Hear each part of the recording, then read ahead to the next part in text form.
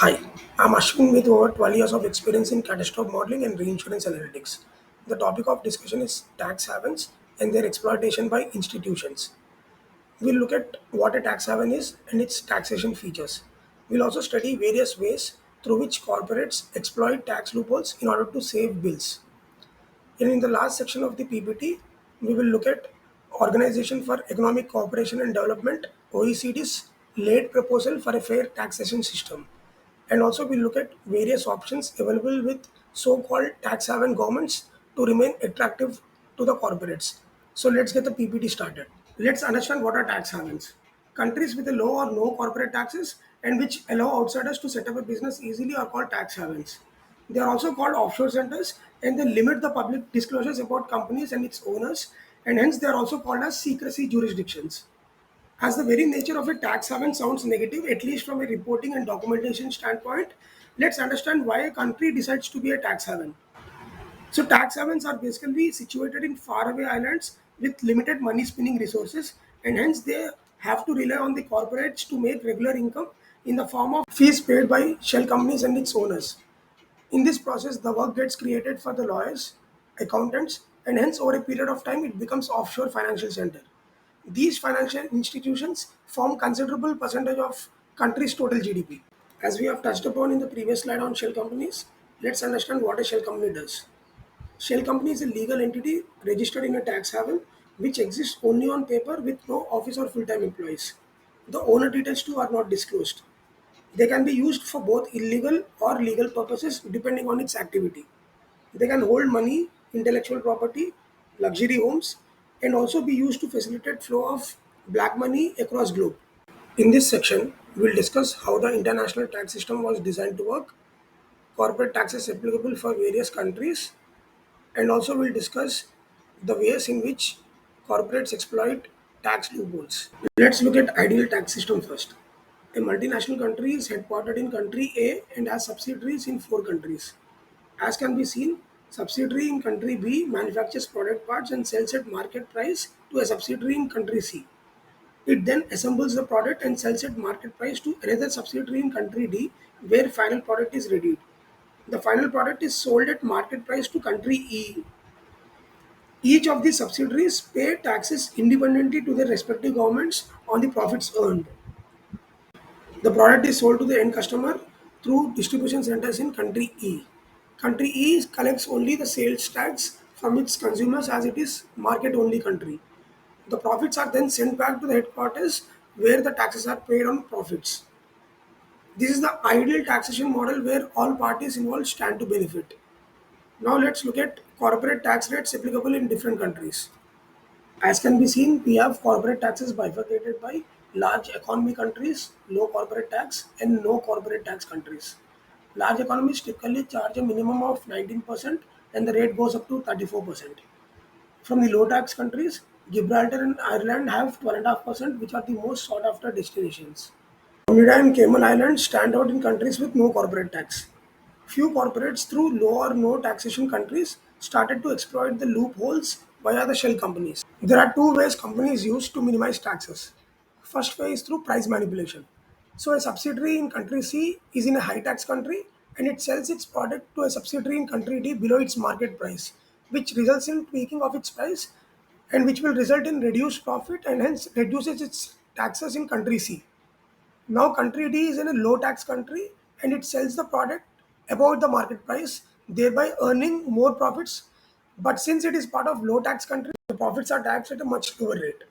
On a whole, these have a considerable impact on the overall profits in consolidated profit and loss reports. Second way is by selling intangible products. In this technology world, intangible assets like intellectual property form significant part of revenues for leading technology based organizations. In this example, a product developed at headquarters is sold to its subsidiary in country C. Subsidiary in country C licenses the intellectual property to another subsidiary in country D at a much higher price.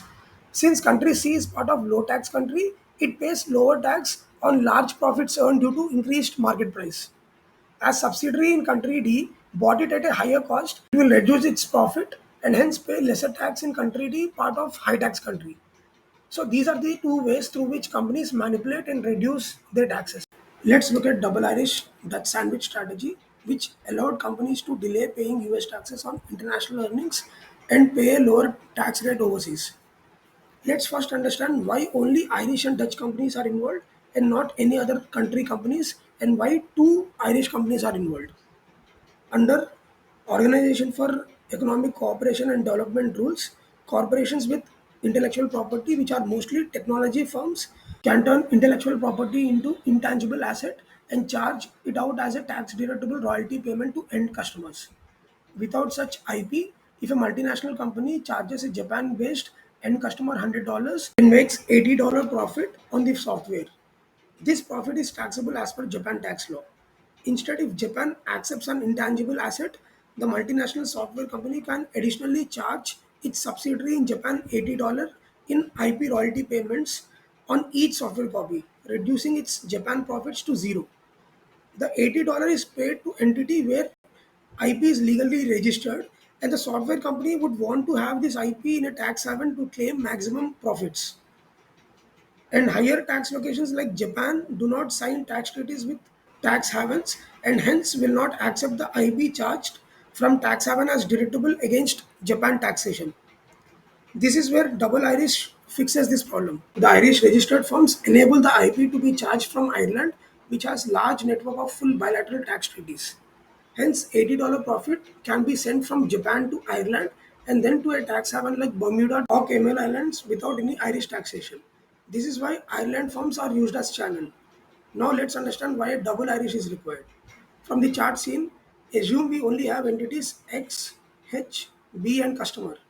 X is headquarters situated in the US and it develops new software which costs, for example, $1. Then X sells it to wholly owned Bermuda entity H for $1.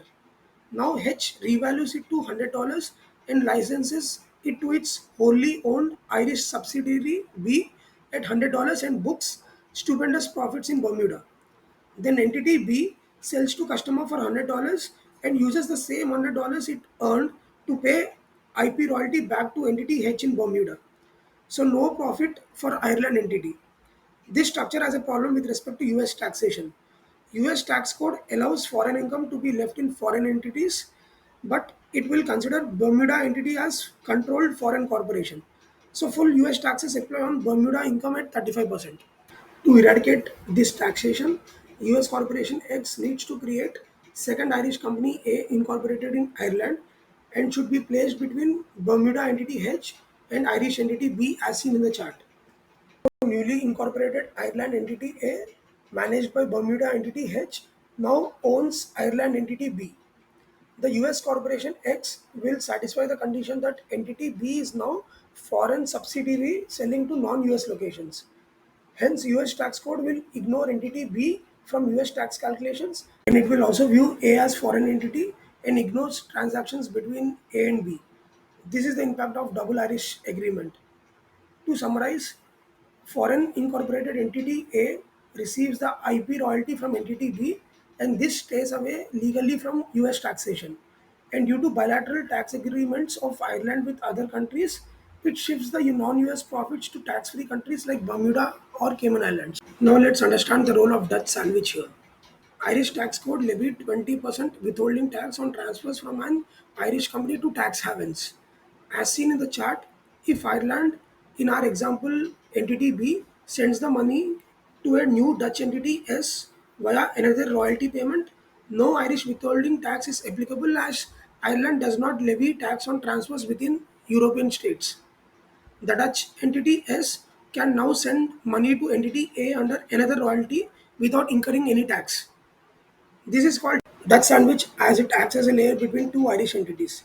The double Irish is the largest tax avoidance tool in the history, and many MNCs have exploited these loopholes for years together.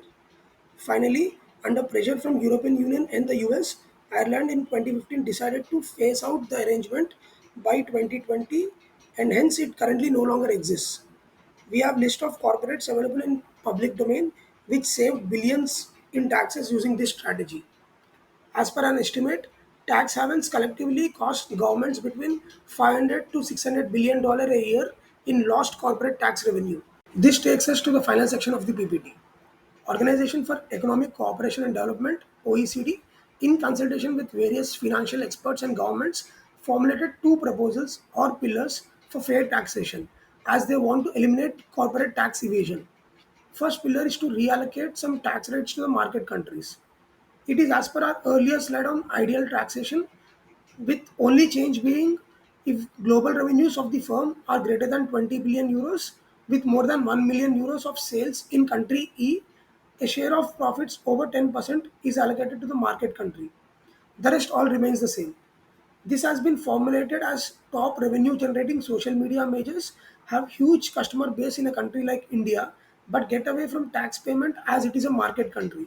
So this approach will be beneficial to market country as well as its governments and also results in fair play. The second pillar is setting a global minimum corporate tax. Notice that subsidiary in country B, which is a low tax country, charges 12% corporate tax and the rest all charge 15% or higher. By setting a global minimum tax of 15%, it eliminates financial gains from recording profits in low tax countries, and the firm's headquarters would pay additional top up tax of 3% on profits booked in country B. OECD's proposals are at discussion stage, which can dent taxation income of tax havens. Let's look at options available with governments of tax havens to remain attractive to the corporates. As can be seen in the image, subsidiary in country B is in a country where government provides R&D tax credits. Corporates again can exploit by transferring R&D fee to this subsidiary in exchange of research. This would again reduce taxes on profits in other entities. Now that we have discussed tax havens, ways to exploit loopholes to evade tax, and OECD's two pillars for fair taxation, let's look at challenges ahead. There have been efforts previously to reform international corporate tax system, but have been limited to being voluntary guidelines. It would be first of its kind if countries agree and make it binding. Some countries are resisting reform, and how and where profits are to be reallocated among countries is a big challenge. And lastly, some countries have to revise or repeal existing domestic tax policies as they would be incompatible with new proposals, leaving at the behest of political tensions and legislatures. This marks the end of this PPT. Thank you for your time, and I hope it was informative and interesting. Here are my contact details. I await your feedback and do let me know if you have any questions.